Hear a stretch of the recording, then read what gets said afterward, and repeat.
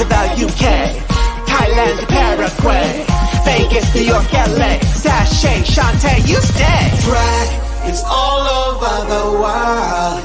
It's a phenomenon. It will live on and on.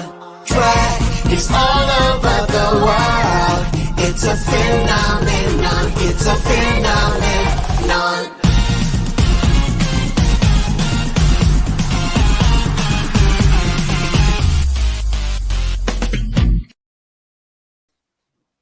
Hello and welcome to Drag Talk Live, the talk show that talks about hot topics going on in the drag community. My name is Edward Michael, and I will be joined by a great panel. Our panel, as always, will be discussing hot topics in the drag community, as well as some drag news and some pageant talk. We got a lot to cover. So without any further ado, let's introduce our panel. All the way on the East Coast, we got Bianca Ray, Love Storm Prime. How are you? How's everybody? Thank you all for joining us. In the Midwest, so we got the AAG Minion joining our panel, Mr. Anthony Simmons. Hey, everybody. And all the way across the ocean, where it's still sunny right now, we got our leading man, Mirage Cruz. Oh, I see you, Mirage. Oh, I didn't see y'all there. Welcome. Oh my goodness. We encourage you all to join the conversation as we discuss our topics tonight. So let's get right into it because we do have a lot to talk about. Girl, the shade of it all. Off. I've had it with you. Go the home. I've had it officially. I don't have a sugar daddy. I've never had a sugar daddy. If I wanted a sugar daddy, yes, I probably could go out and get one because I am what? Sickening. You could never have a sugar daddy because you are not that kind of girl. Baby, everything I've had, I've worked for and I've gotten myself. I built myself from the ground up. Bitch! Hey. No.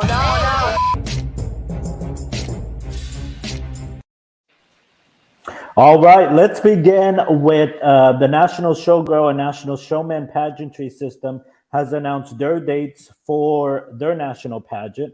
In a statement released on November 12th to pageant friends, family, and supporters, it was announced that the National Showgirl and Showman pageants will be returning to the Wyndham Orlando Resort and Conference Center in Kissimmee, Florida, September the 13th through the 17th of the year 2023. And the schedule will go as follows. September the 14th, it will be National Showgirl at Large and National Showman at Large competitions. The 15th, the National Showgirl Supreme.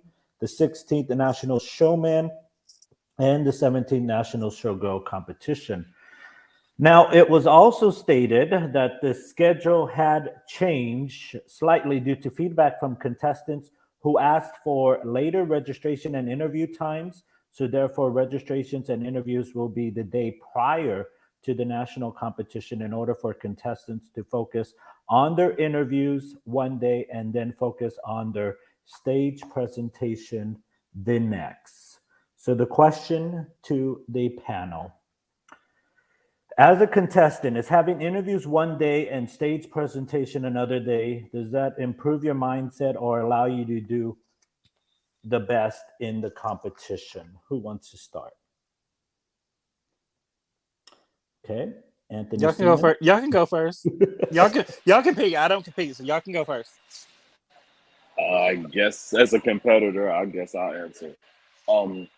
I think it's better because if you're focusing on one category instead of trying to keep yourself ready for everything that's happening back to back, it does give you a little bit of a woosah.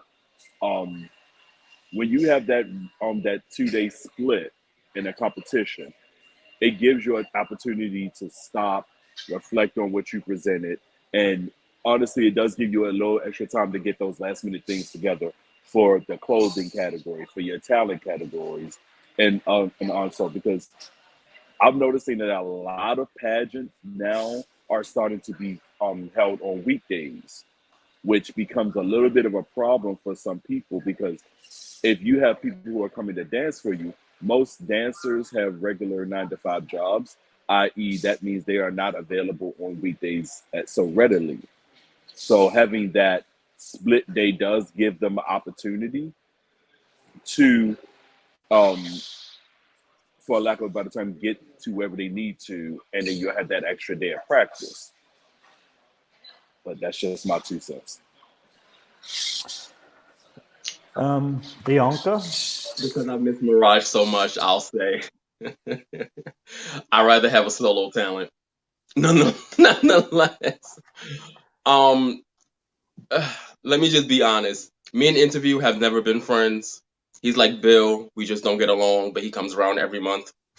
I've never been a big fan of Interview as a factor of people can have great interviews and their stage presence or even clothing is a complete fool.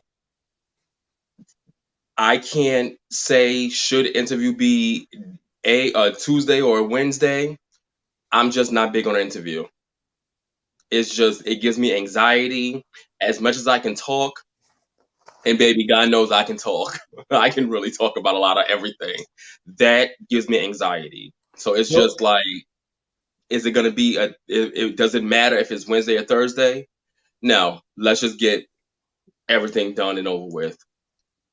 Crown whoever and keep it moving. Anthony, as the promoter, what do you think? If it's like a prelim, you can just do it, or like a local or a small pageant, just do the interview the same day. If it's like a national, I would do like the interview before. I think that's good for the contestants. Well, also in the same statement, they announced a redesign of their crown made by Black Designs. So here's their new pretty. crown. It seems to have the same kind of shape as the old one. I'm not The fan design. Yeah, the fan design. I don't like it. Sure. I think that's for the prelims. Yeah, that's the prelim design, I think. Okay, Well, I still don't like it, but okay. In the statement, it said this was their national. Oh, okay. Yeah, I'm not a big fan of, no shade, I'm not a big fan of that crown either. It's just, well, I like a good fan, but not on my head.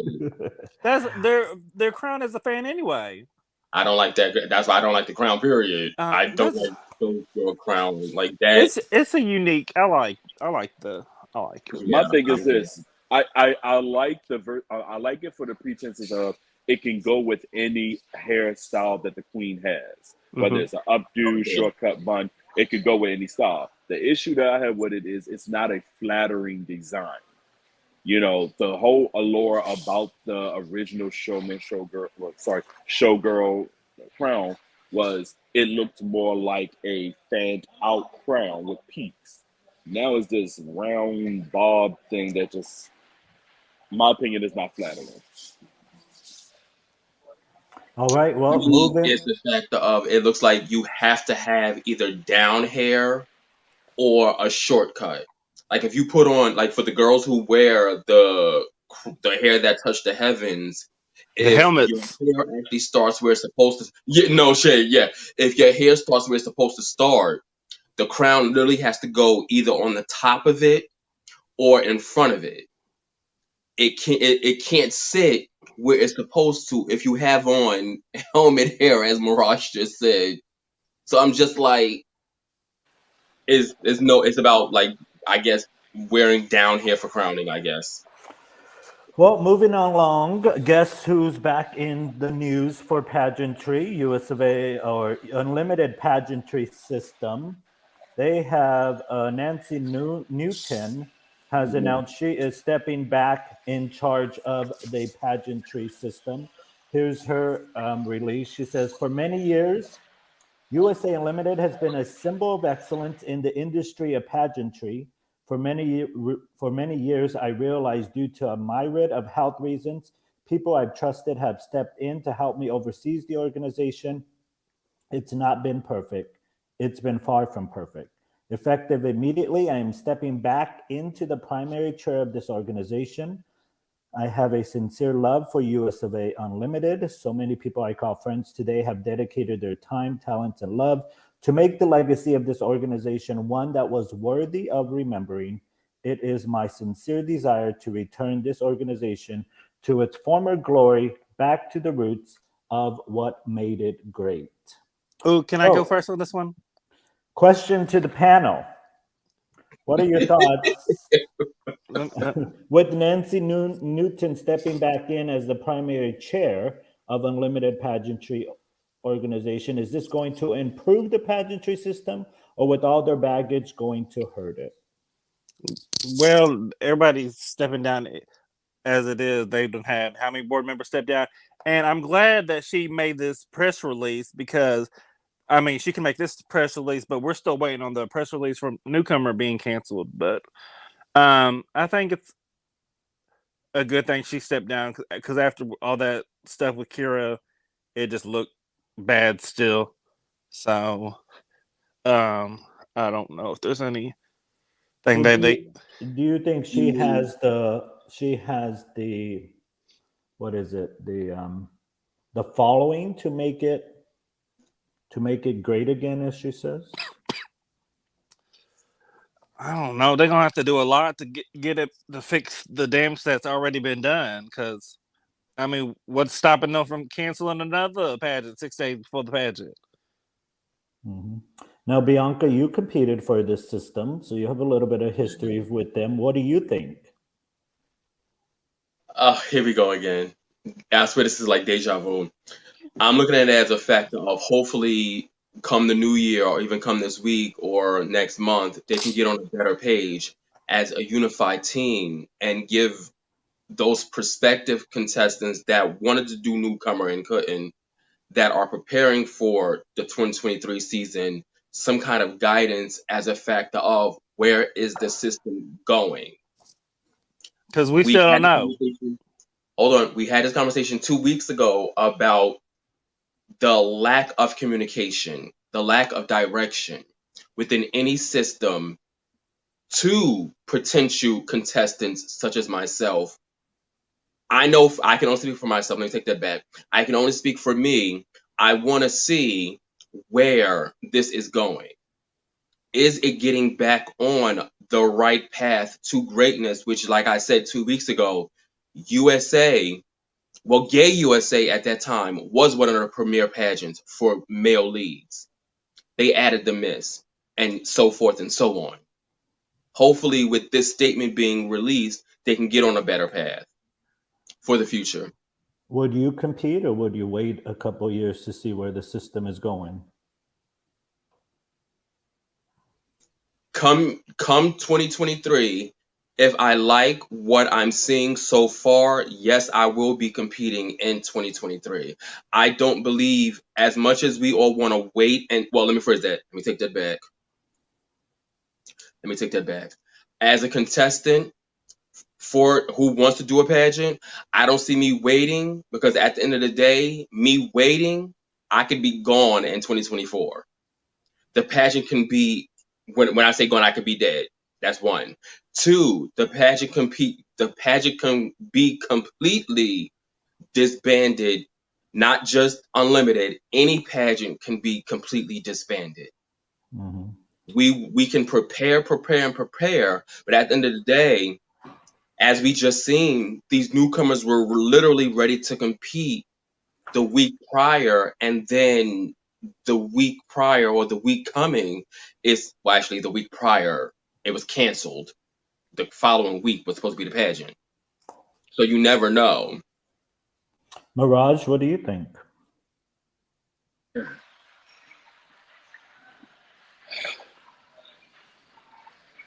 Normally, I mince words. I try to be respectful. But you caught me on a rare day where I had zero fucks to give. This is not a good look. It's not a good brand change. It's nothing. Let me explain why. One, you say that you have stepped back in to take over. You never stepped down. You never stepped across. You never stepped to the side. You were still ahead of the system. You just shared it with two other people. Let's get that one straight first. Two, you saying that no system is perfect, this and that, da, da, da. That is true. But even within these pageant systems not being perfect, there's still this thing called integrity that is being missing. The first indication of this is when you brought the system back and you had drama with the Mr. pageant. The second indication is when you have your at-large pageant and the whole situation with your Miss at-large being dethroned. The third indication was when you had the icon pageant and the at-large the icon Mr. and Miss icon pageant. I'm sorry, I jumped over. The third indication was when you canceled your newcomer system division. Now the icon situation, and now you're trying to say, okay, I'm going to step back in front. You were never stepped away. So for me, it sounds like you're trying to say that everything that happened was not of your volition. It was the two other people you left in charge. So now you want to push them off.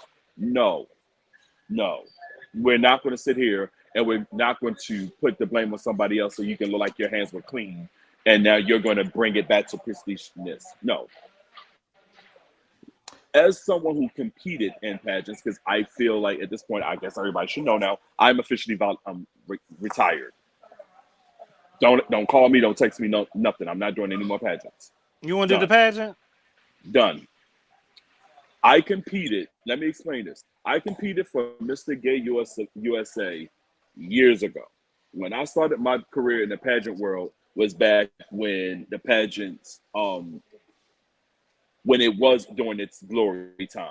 I saw where it was and all that. That's what made me want to be a part of it. As time progressed, the lavishness of the name of Mr. Gay USA started to get tarnished more and more, to the point where it dropped from being anywhere between 50-something contestants to a year where I competed and there were barely 7 of us. I do one better. The year I got first alternate, the first time, there was only 4 of us competing. Only 4. So, and let me make this clear and understandable. At the time that there was only 4 of us, this was post-pandemic. This was post everything being pageant every other weekend. This was when, people knew of USA, Continental, US of A, and maybe 2 or 3 other nationals. So it wasn't like every other weekend was a national pageant, and we only had 4 contestants. If we're going to sit here and say we rebranded, we are reshaping, we're taking over, we're going to take it back to its former glory, that means we have to first take ownership of where we went wrong at. And I feel like I have yet to hear ownership. So because I don't hear ownership and accountability, how am I supposed to believe that the system is going to be where it used to be, or make me want to be a part of something as it's breaking, when you can't even say, yeah, we fucked up, we messed up, I was a part of it, I should have, I get that, but we are striving to make it better. What you said was, I let somebody else do it, they messed up, so now I'm gonna step back and bring it back. I don't hear accountability. So because of that, I'm not going to sit here and bull this. Now, let me make this very clear when I say this. This has nothing to do with the owner as a person. As a person, I think that is a beautiful human being. We're talking business. And as a business and a brand, there are certain things that anybody who is an investor, because even though we don't believe it as a contestant, we are an investor. We are investing our time, our energy, and our money into a brand and a business. And if you can't show me as a potential investor who is going to buy into your company and then be the face of this company that you don't have integrity, then why am I wasting my time? Mm-hmm. Yeah, no, definitely, I agree. I think because of her baggage, she shouldn't have any involvement at all. Do I feel that it's going to improve the pageantry system? Absolutely not. I don't believe it. I'm with you, Mirage.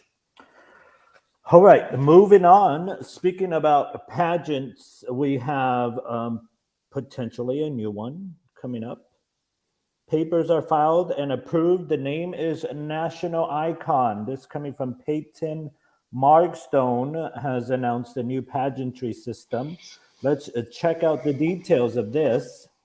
Cash the night you win. Well, I hope so. One gown and one show costume a month, $1,000 a piece for the entire year you reign. A step down gown, $2,600 for a total of $27,000 worth of costumes. Categories of presentation, solo talent, evening wear, doesn't have to be a gown. 7 qualified judges, not just 7 judges, but qualified, who will meet a criteria and qualifications will be posted. So we're going to see the resume. It would be held in Denver, Colorado. Not sure if it's going to be, but it would be. Major airport, a train's transit to downtown, hotel next door to the venue, almost 20 restaurants within 2-block radius of the venue, a Walmart. There's a $10 Uber ride from the venue, and there will be food at the venue. Great. That's all great details. Now, she is looking for an emeritus for the pageant. They will receive a Markstone masterpiece to perform in for the crowning number. They will also be paid airfare, hotel, and performance fees in Denver for the contest and receive the very first crown and jewelry. Looking for nominations, looking for think iconic, legendary stage presence. Tell me why you nominate them in a small story on your Facebook page and tag me in it. Please share. Ooh. Can you put that back, that post back up, please? Which one? The one you just posted. The emeritus. Didn't she? Isn't emeritus misspelled? I was waiting. I was waiting. There was a lot with that press release. Okay. Yeah, I still can't stand you. Can I start? Go first, Raj. What are your thoughts of this new pageantry system? Oh my god! Oh, this is so rich. It has to be fattening. First of all, applause to starting something different and something new. I'm a big fan of when it comes to talent being solo. Because a lot of times I feel these people win certain titles only because they was able to afford to get a bunch of backdrops and dancers and all that to wow the audience. But then once they reign, they ain't nothing when they perform. So first of all, I applaud that solo talent. I applaud that that is evening wear, and it says it could be a gown, doesn't have to be a gown. I like that because let's be real. Under the understanding of the female illusion, female impersonation, drag, whatever title you take, when they say evening attire, it is much more vast than evening gown. How many times can we see the same girl come out there in a Coco Vega beaded or stone gown? How many times can we see a girl coming here in this, up to Jamaica like this? And it's like, okay, there can be a lot more there that you can play with the idea of evening wear. It can be cocktail dresses. It can be something that you would consider fashion forward to walk a runway or to walk a red carpet at a formal event. It gives room for the girls to show their creativity. So the categories, I applaud. I applaud that. Now let's get to the meat and cheese. That prize package. Baby, I am not the fool. I am not the fool. First of all, I am a male lead. I am not a drag queen.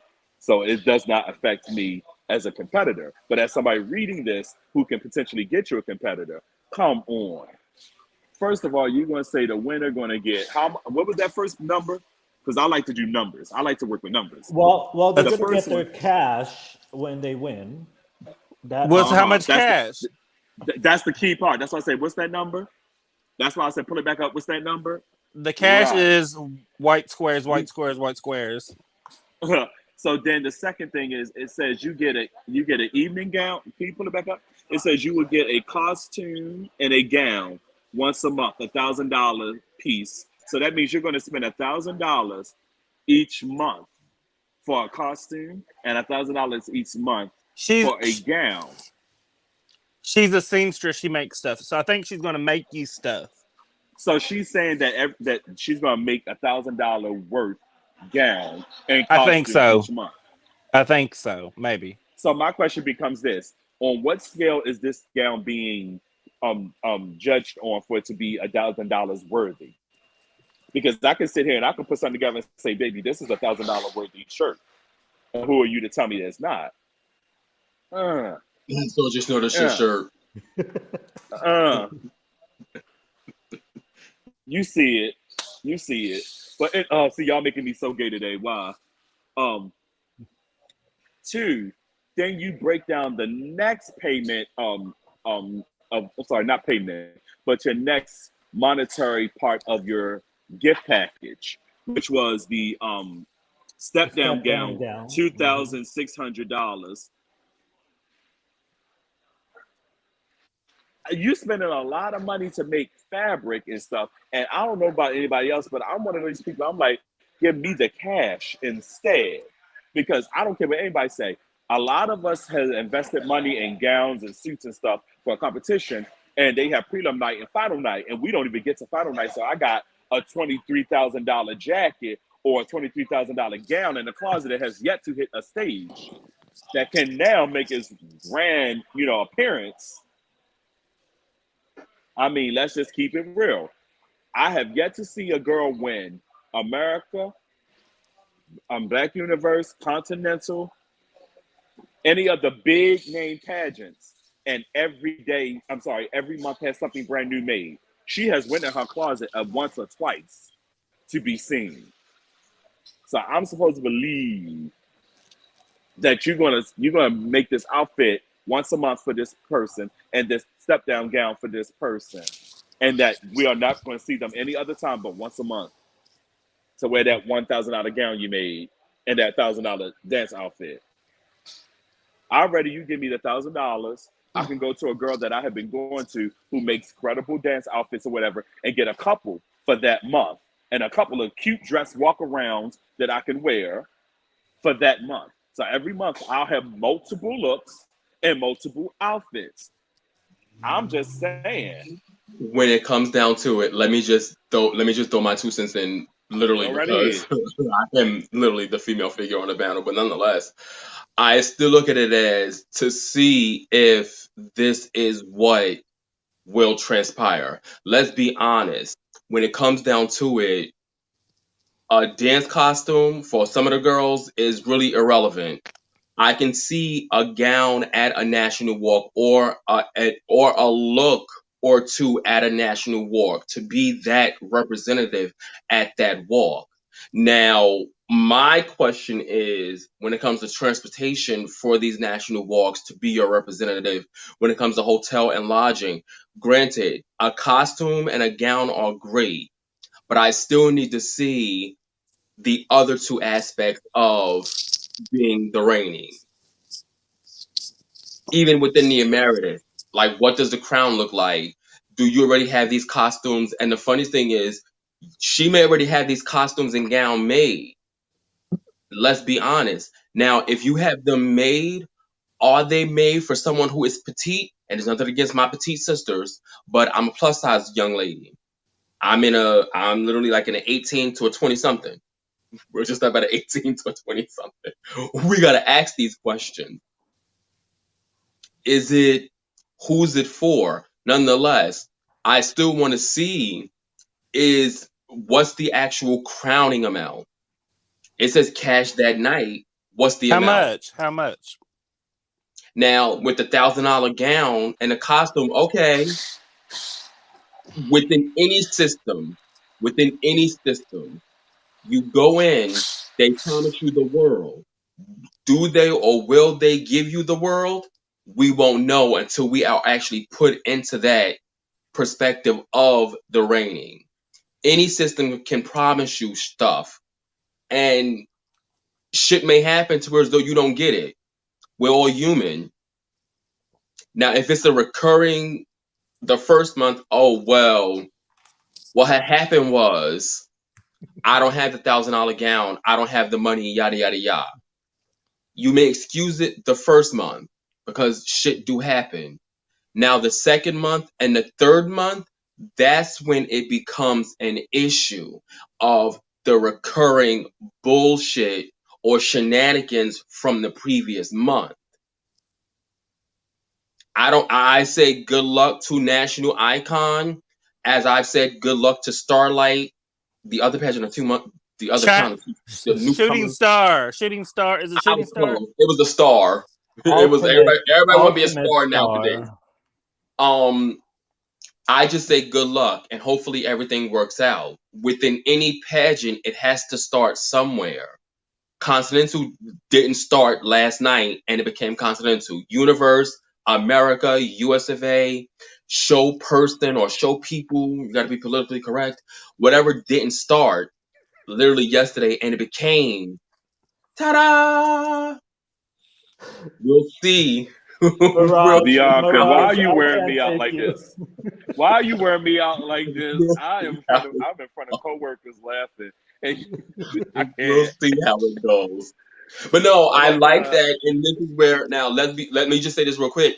We've said 2 national pageants. We want to see the qualifications, 1 for your judges. We want to see the actual prize package that you are promising allegedly for your winners. Well, in this case, the winner. Where we see that people are actually listening. They may not be watching, but they're listening. Oh, they're watching. People are watching. No, I mean, not just those people. Hey, sis, what's going on? We see that they're watching because everything that we talk about within the last few weeks have come to fruition.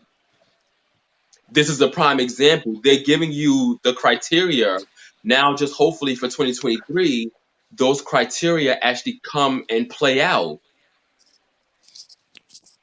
Well, it hasn't for some, since we put it out there, then let me say this. I want to see a pageant for misters where they only have 3 categories. The first category is interview, second category is solo talent, and the third category is self-expression where you can wear whatever you want. And then I want those judges to be elected. I don't want it to be somebody that you just put on a panel. I would like them to be a list of people that was brought up and they were elected and to be the judges. Because a lot of times I'm tired of going to a pageant and the panel consists of unqualified people. Just because you want a pageant don't mean that you're qualified to judge.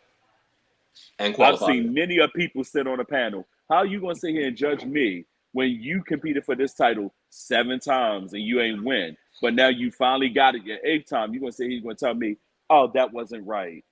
Apparently you wouldn't have known because 8 times you didn't have it right. So I'm just saying, it needs to be a thing where judges should be somebody of quality and content. If I sit here and I say, I'm having a pageant and my judges panel, I don't know who my judges are going to be exactly. So I'm going to put a list of people that I think qualified. Y'all tell me who would you, if you were going to compete, what have on that panel. I'm going to put Monty St. James. I'm going to put Kyle Ian. I'm going to put Taj Mastetson. I'm going to put, I'm going to give all these names and you pick who should be on my panel. Because that means that you are. But even within that sense, like I said, qualified judges. When I say qualified judges, I mean qualified judges who have been doing the art form of female impersonation or have been male leads and who have won national pageants. Yeah, for the male leads and the female leads, not just she won Miss StreamYard. Oh my goodness, I won! Now I'm on everybody's judges panel. Now, granted, I've been in this business for 17 years, but just because you've been in the business don't make you the best judge. You have to actually know what a national title or a national pageant looks for within their actual rep. Not just, that's my good girlfriend. And she's been competing and he's been competing or they've been competing for like the last 10 years. And you finally won a pageant, or you finally win one national pageant and you swear you know everything. That part right there. Because I swear, we almost forgot one thing, Oh my God. Bianca. We almost forgot one thing. I am tired of going to a pageant where the whole panel consists of I'm a male lead and I'm competing for Mr. and the whole panel are drag queens. Or you, as a female impersonator, female figure, female presenting, competing, and your whole panel is nothing but men. Or people who do male leads. Well, male lead, yeah. But then it should be know? diverse. Whereas though, let me just say this. An ideal panel of judges, to me, should consist of a female illusionist, a male lead, a diva, which is either a femme fatale, or a diva, which is a cisgender woman who does pageantry, an MI, and say maybe a contestant, or not even contestant, someone who has been a makeup artist, a dresser, a gown designer, who has been in the drag scene for a while, not just your good girlfriends, to give some diversity to where as though the drag scene or the entertainment value, they all have been within that spectrum of the drag scene. Whether it's male lead, because male leads, no offense, y'all put on makeup too, y'all put on costumes too. The cisgender women, they get in drag. The MIs get in drag. The makeup artists, they do the makeup for the girls. They may design for the girls. They may design for the boys or whoever, to give a diverse panel, as opposed to it being literally, like Mirage just said, male leads judging the girls, or the girls judging the boys. And sometimes the girls is like, okay, well, he need more testosterone. The male leads, oh, she needs some more estrogen. She's a little hard in the face, like she got a wide back. She needs to be softened up. Or she needs some more makeup. Well, first of all, both can need more makeup on. But actually, all four can need more makeup on. Well, speaking about testosterone and male leads, speaking about testosterone and male leads, guess who made a change again? The US of A pageantry system has made another change. This time, it was for one of their categories. The Mr. Gay US of A and Mr. Gay US of A at large divisions have announced a change in category for their pageantry system. So let's just recap. The Mr. Gay US of A pageantry system has had 3 categories: personal interview, clubwear, and talent. In the press release, they announced that they are changing clubwear to formal wear.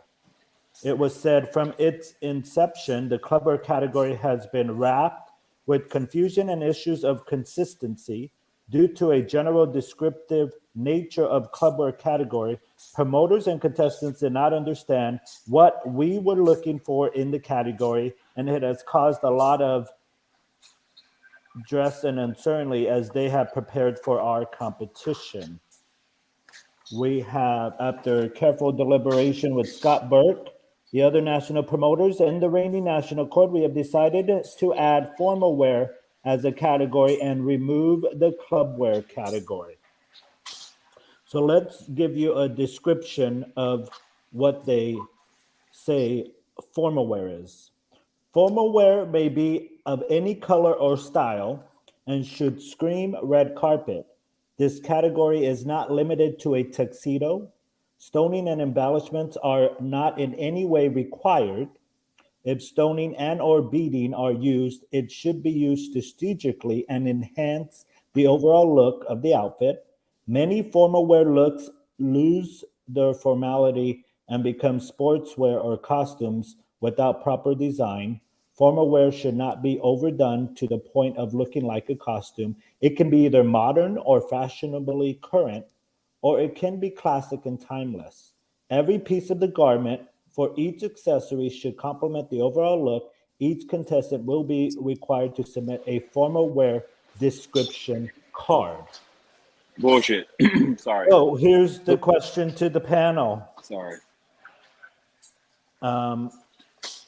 Mr. Gay, US of A category changed from clubwear to formal wear. Does it make it any better, or are they the same categories based on the description? Mirage, you can go first. Go ahead, Mirage. Okay, so one, I think it's for the better.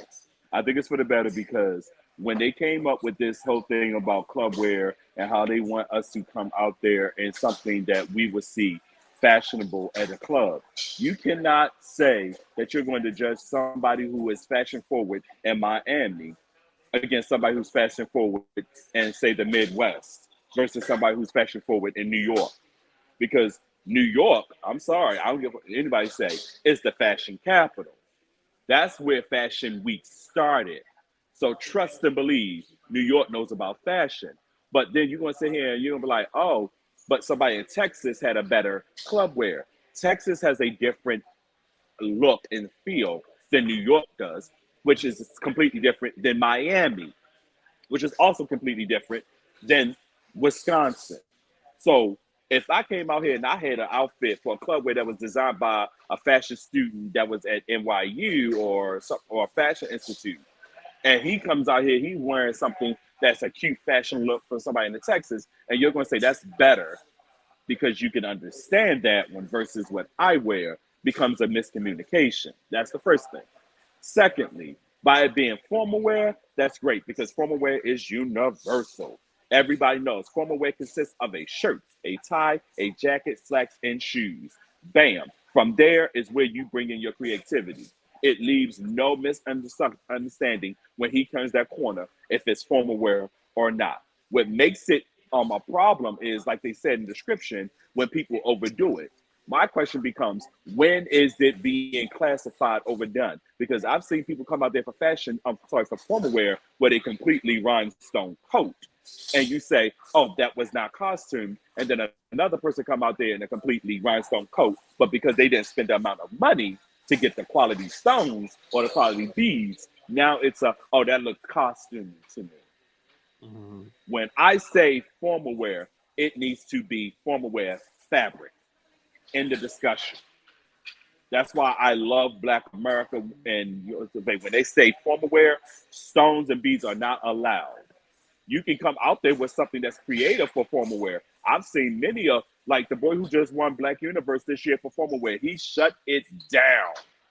Not a bead, not a stone, not an applique, nothing. But that formal wear was so freaking nasty and done right that everybody was like, oh my God. He owns that look. Can nobody come out in any other replica of it? It was done and it was all fabric. So my question to US of A, when you say you want us to come out in formal wear, are you showing where the line draws from formal wear to costume? That's the part. That's the part. So formal wear. They gave. No, I was gonna say. Go ahead. Go ahead, Edward. So formal wear is different. Your formal wear may be different than my formal wear. And my problem is Scream's red carpet. Not everybody wears formal wear on a red carpet. Mm. And with the judging being opinion based, Mirage, you said shirt, tie, shoes, pants is your description of formal wear. But what could it be to 6 other people? And I think that's where they're going to have the problem. What do you say, Bianca? My thing is, within clubwear was very descriptive, as is their description for formal wear. I actually like that when it came to US of A for the Mr. and the Mr. at large, they gave the option of clubwear. At the end of the day, everybody's clubwear within clubwear is not going to be the same as everybody's formal wear. At least they're giving you the description of your formal wear should be pretty much, to me, basic and simple. It should be literally a tuxedo jacket, a shirt, and a bow tie and a pair of pants, and your shoes should match your pants. If your pants are black, your shoes should be black patent leather. I get it. For me, I like the distinction that clubwear was a creative category for the male leads in US of A. It just so happens not everybody's club wear, like Mirage said, was the same. When it comes to formal wear, everybody's formal wear is not going to be the same. Because what you may look at it as too many stones, the next person may be like, oh, well, I didn't use enough stones. The next person may be like, well, I want to go simple and classic, which is literally a regular tuxedo. When I say regular, I mean a black tuxedo, a white shirt, a black bow tie or black tie, black pants, and patent leather shoes. To me, what I have on right now, to me, is my club wear. You guys that look at me like, well, did you really wear that to the club? I have worn literally a turtleneck, a pair of skinny leg dress pants, and a loafer to the actual club. Everybody's club wear is not the same. This is where, when it comes to formal wear, it's giving you no rhinestones aren't required. You might as well just say all fabric formal wear, like Mirage said, which is at MBA. It's all fabric, no rhinestones, no beads, literally just a tuxedo. Yeah, that's what confuses me, because it And says your shoes. it's not limited to a tuxedo.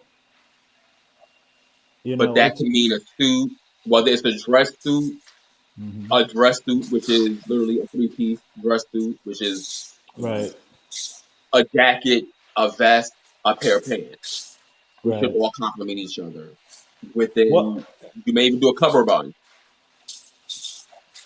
What do you think, Anthony? Well, I know nothing about club wear because this is what I wear out to the club is in khaki pants. But I do like formal wear that's pretty much universal with pageantries, and I think that's more easy for the contestants to understand. So I like the formal wear. And then climate is climate for the East Coast, which is a chuckle too, because we're literally in winter now.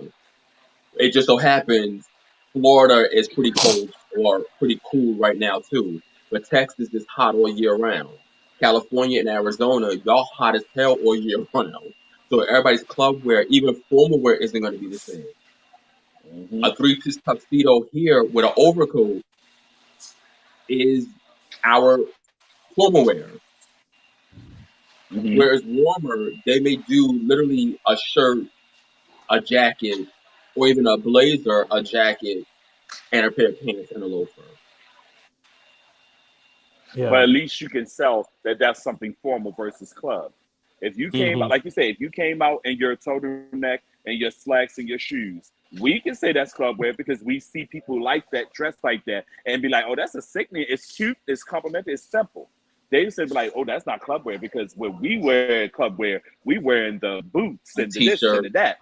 Yeah, a t-shirt. You cannot judge everybody's fashion because of their region and say that that's not a club wear.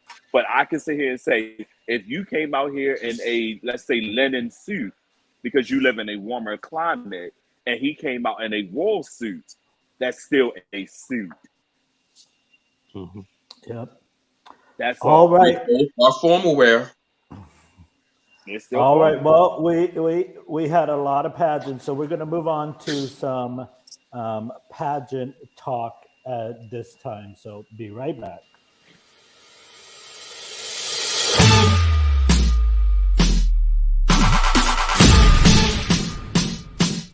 I'm gonna get that crowd. Let's move around. Let's take our bodies to. I'm gonna get that crowd. Arms, legs, snap. I'm gonna get that crowd. Get the crown on, girl. Get the crown on, girl. Get the crown on, girl. I'm gonna get that snap. It's mine. Snap. It's mine. Snap. It's mine.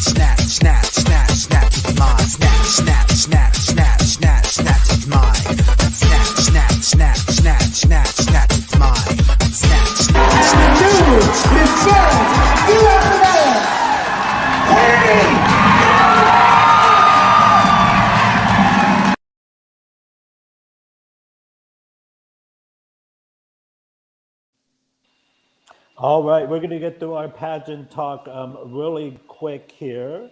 We're going to start with Mr. Gay, US of A at large. We want to say congratulations to J.C. Crawford for winning Mr. Gay US of A at large. Congratulations.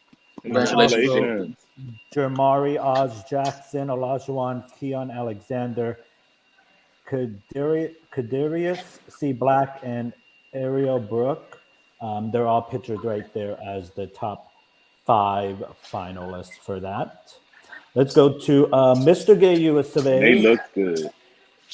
Congratulations to Q. Congratulations, Dominican Q. Sanchez, Mr. Gay USA. Congratulations, Tater. Have a wonderful reign, Q. Congratulations, My little Tater. He Q. won. You That's also my had baby Randy. right there. You also had Randy Nicole, Jeremiah Starr, Giovanni Crawford, and Katravian Chancellor, who were in the top 5. Now, they did have a correction here. They did announce Randy Nicole as the first alternate, and there was an error.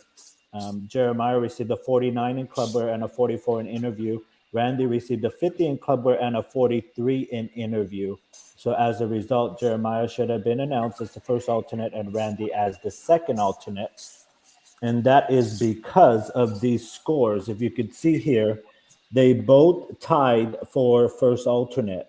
They both tied for talent. So then they had to go to fashion. Randy won fashion, but then the other guy won interview. So how that happened, I have no idea, but good for them. Well, good thing they released the press release. Right. And they did the correction. Congratulations, Jeremiah, on making first runner-up. American Bearded Queen. We want to say congratulations to Sasha V. King. She is the 2022 Congratulations. American Bearded Queen. Congratulations. Jasmine Pierce Lords, Rita Rooms, Natalia Masters, and Jacqueline Dior. Sasha won Talent on Stage Question and tied for Interview. So congratulations. That face is beat. That face is beat if I've ever seen a beat face. Natalia won Creative Presentation. There was a tie for Interview, a tie for Fashion, and Talent went to Sasha. So congratulations to them. Mm-hmm. Moving on, we had a Gay United States, Icon Femme Fatale, NMI. We want to say congratulations to the Gay United States Femme Fatale, Chastia Dickerson Cassadine, Gay United States MI. Shatasia, my apologies. Gay United States MI Puck Erupt. And Gay United States Icon Jordan Sinclair. Congratulations. Congratulations. Welcome to the family. Welcome to the family. We also had a Mr. Texas FFI pageant. Congratulations to Desi M. Andrews. Congratulations, Desi. And Ladarius Mirage Jackson, who was first alternate. And last night, this past weekend, we had a Renaissance weekend. Renaissance, I was there. Renaissance, We want to say congratulations to Renaissance Rising Stars Isaiah Monroe and Yo-Yo Blackfire, Renaissance Opulence, Ontario St. James and Latoya Iman Davenport, and Mr. and Miss Renaissance Exotic Lord and Chastity Ross Star. Congratulations. Welcome to the family. Welcome to the family. Welcome to the family. I love those photos. Where'd you get them from? Final Thank you for the photos, Anthony Simmons. You're welcome. Live coverage. Last weekend. Final it was thoughts. last night. I said last weekend. Final thoughts before we get out of here. Mirage. Be kind to one another. Anthony. Happy holidays for everybody celebrating Thanksgiving and Native American heritage. Happy holidays. Bianca. Rest in peace to the legend and icon of drag, Miss Cody Collins. Also, rest in peace to all those lives who were lost over the weekend from the senseless gun violence in Colorado Springs, Colorado. I'll leave you all with this. Happy holidays. Love on each other. Whether it's good or bad, just love one another. See you all soon. Yep, and I will say be kind to one another. Definitely, we need more kindness in the world. Kindness, yes. Thank you all for tuning in. We'll be back next week right here for more drag talk. See you later. Bye.